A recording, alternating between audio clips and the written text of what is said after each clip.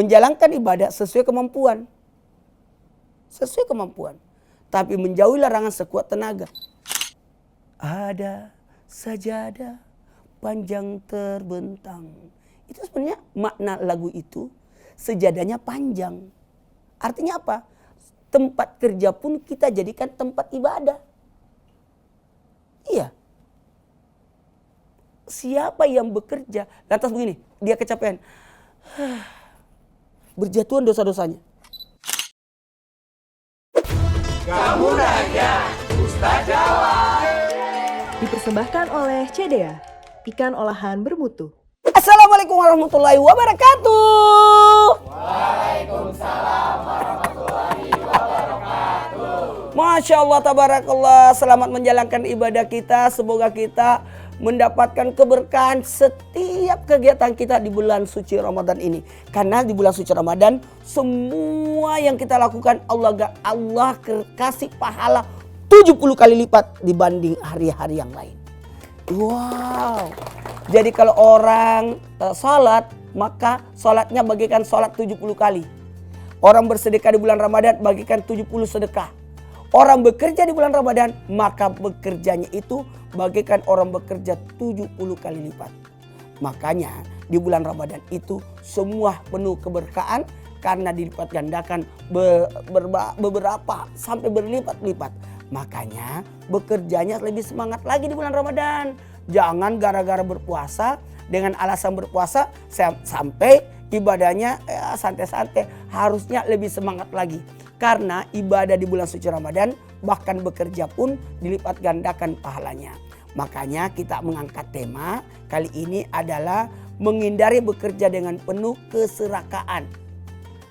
Atau memahami konsep cukup, merasa cukup atau qanaah dalam Islam. Mau tahu? Mau tahu bagaimana konsepnya? Kita akan bahas kali ini. Tunggu dulu, ada yang mau nanya enggak? Assalamualaikum Ustadz, izin bertanya. Kamu nanya, Ustaz jawab dong. Perkenalan Ustadz, nama saya Aprilio Panggilannya Pio. Pio. Zaman sekarang ini kan seringkali kita merasa kurang puas dengan hasil kerja kita Ustadz, dan selalu ngerasa kurang puas. Nah, bagaimana caranya agar menjaga hati kita itu tidak terjebak dalam keserakahan dan merasa puas Ustadz? Terima kasih.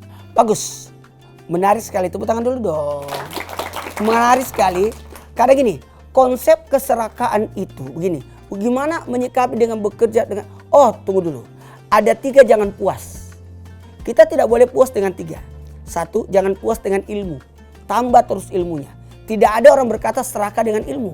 Tapi bagaimana dia giat menuntut ilmu. Yarfa'il ladzina amanu minkum walladzina utul ilma darajat. Diangkat beberapa derajat. Jadi jangan pernah bosan untuk menuntut ilmu. Karena kita tidak boleh puas dengan ilmu. Yang kedua, jangan puas dengan ibadah. Ibadah harus giat. Justru kita digiatkan, jangan pernah tidak semangat dalam ibadah. Karena ibadah itu tidak boleh orang puas dengan ibadah. Karena tidak ada keyakinan ibadah kita diterima. Yang ketiga, jangan puas dengan sedekah. Sedekah ditambah, jangan pelit, jangan takut miskin karena sedekah.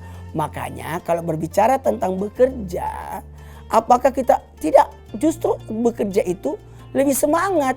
Karena bekerja itu bagian daripada ibadah. Bagaimana kita menjadikan ibadah ini bertambah semangatnya, bertambah kemuliaannya. Karena dengan ibadah ini, Masya Allah, Allah tambahkan. Orang bekerja, tahu nggak orang bekerja? Konsep bekerja itu. Orang bekerja yang pertama untuk menggugurkan, artinya memenuhi kebutuhannya. Supaya apa? Tidak mengemis. Aku bekerja supaya saya tidak bergantung kepada manusia. Ada orang bekerja untuk memenuhi kebutuhannya. Ada orang bekerja untuk apa? Untuk menafkahi keluarganya. Ada orang bekerja untuk apa? Membantu sesama. Dan ada orang bekerja untuk membantu agama.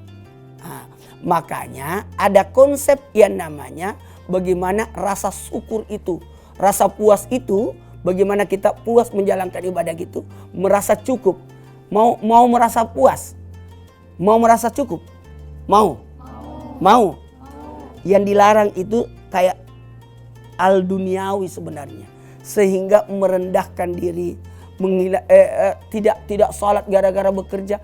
Tolong ada waktu. atau memaksakan tubuh ini sampai sakit, tidak ada istirahatnya, itu salah. Karena jangan sampai hasil kerjamu justru hanya untuk membeli obat. Nah, maka dari sini konsep qanaah merasa cukup itu supaya kita menjalankan dengan apa? Sesuai porsi kita. Menjalankan ibadah sesuai kemampuan. Sesuai kemampuan. Tapi menjauhi larangan sekuat tenaga. Maka bekerjalah sesuai kemampuanmu. Jangan maksakan diri. Sesuai keahlianmu. Karena kalau kerjaan diserahkan kepada yang bukan ahlinya, tunggu binasanya itu pekerjaan. Tunggu kegagalannya, tunggu hancurnya itu pekerjaan. Kasihlah yang sesuai porsinya. Nah, kalau bersifat qanaah gini. Bersifat qanaah itu ada 7 kalau mau qanaah merasa cukup. Yang pertama adalah berkasih sayang lah. Enak itu. Pernah lihat orang bekerja sambil nyanyi-nyanyi.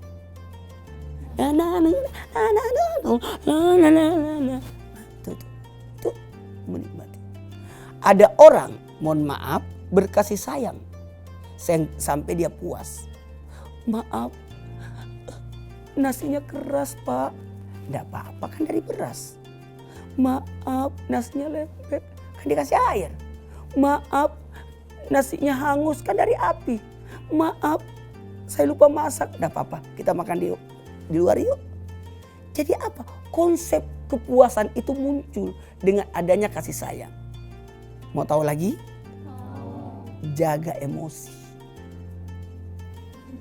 Jangan emosi. Bekerja jangan pakai nafsu. Pakai hati. Jadi enak. Udah slow. Puas, kasih sayang, jaga emosi. Yang ketiga, mau tahu? Mau tahu? Saling berbagi. Ada teman, bantu dia kerjaannya. Ayo bantu. Kalau jangan menghalangi bercanda dalam bekerja, jangan sampai mengganggu pekerja. Tapi kalau menghibur teman bekerja supaya tidak bete, tidak apa-apa. Yang keempat, saling menasehati, mengingatkan orang dalam bekerja itu bagus. Ayo, gini loh caranya. Aku bantuin, jadi itu bagus. Kasih sayang, jaga emosi, saling membantu, kemudian menolong, kemudian menasehati. Kemudian yang kelima, mau tahu? Maafkan. Saling memaafkan. Enak itu. Bekerja, maklumilah. Kasihan, ada penjual nih, lagi bekerja, lagi jualan. Tolong ambil itu. Rese banget sih ini orang. Tidak bisa. Kita memaklumi dia, memaafkan dia. Karena mungkin dia penasaran dengan barang yang di atas. Ternyata yang dibelian di sini. Setengah mati aku manjat-manjat. Tidak apa-apa, tidak apa-apa. Dan yang ingat, mau merasa cukup, merasa puas, camkan di hati, tahu, sadar diri, sadar akan kemampuan. Kalau memang tidak bisa, katakan tidak. Daripada kau paksakan. Kamu bukan dokter, tapi mau menyuntik orang. Salah dosis. Sadar. Dan yang ketujuh, komunikasi. 1, 2, 3. Komunikasi. Makanya mau kerjanya bagus, banyak-banyak belajar. Ya, interaksi sama orang, ilmu itu bisa didapatkan dengan obrolan. Dengan datang ketemu orang, ngobrol-ngobrol, pasti dapat ilmunya lagi. Makanya konsep dalam bekerja itu bersyukur. Bersyukur. Udahlah, cukuplah hari ini. Gak usah dipaksakan. Memang rezeki saya cuma sampai di sini. Udahlah. Dan konsep ketika bekerja, jadikan itu sarana ibadah. Ada sajadah panjang terbentang. Itu sebenarnya makna lagu itu, sejadahnya panjang. Artinya apa? Tempat kerja pun kita jadikan tempat ibadah. Iya.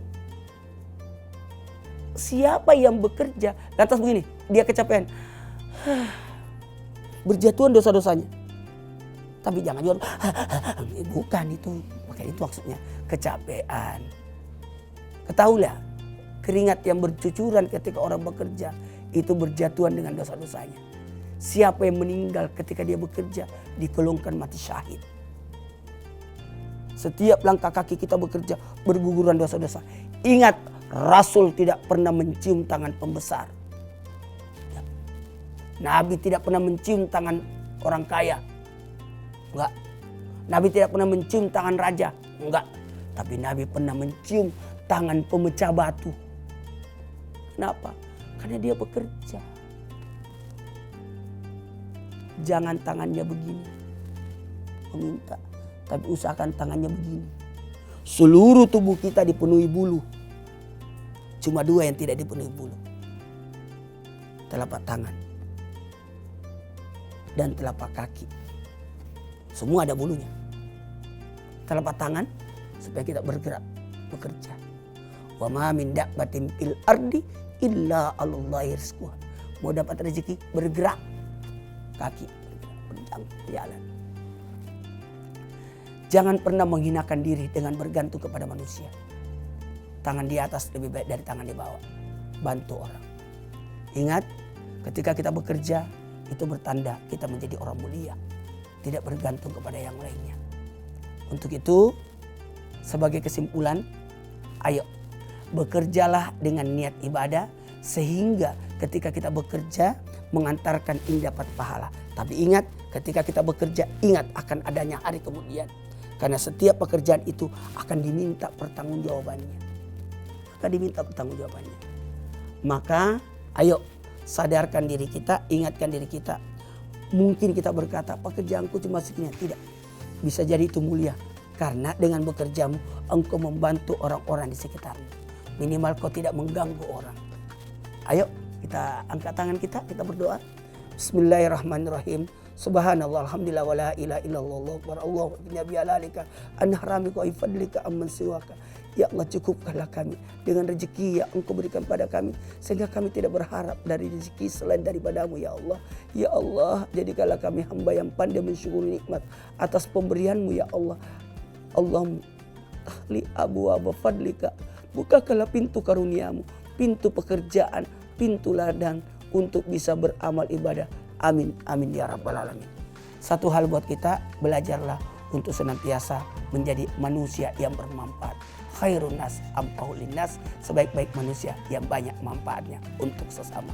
Assalamualaikum warahmatullahi wabarakatuh. Waalaikumsalam warahmatullahi wabarakatuh. Kamu nanya, Ustaz jawab. Dipersembahkan oleh CDA, ikan olahan bermutu. Halo, jumpa lagi di Kreasi Resep CDA bersama saya Chef Billy Kalangi. Kali ini saya akan membuat bakso ikan saus teriyaki ala CDA. Kita tumis bawang merah, bawang putih, tambahkan air, kecap manis, saus tiram, kecap Inggris, saus sambal. Resep ini makin spesial karena kita menggunakan CDA bakso ikan sedang 500 gram dan CDA salmon ball premium pack 200 gram. Terbuat dari ikan olahan bermutu, diproses secara higienis menggunakan teknologi modern dan sudah sertifikasi halal. CDA bakso ikan sedang dan CDA salmon ball dapat dikreasikan ke berbagai menu lainnya. Tambahkan dengan air secukupnya, larutan tepung maizena, bawang bombay, cabai merah besar, paprika merah. Sudah selesai dan ini dia bakso ikan saus teriyaki ala CDA. Bersama CDA, semua masakan jadi tambah enak. Selamat mencoba.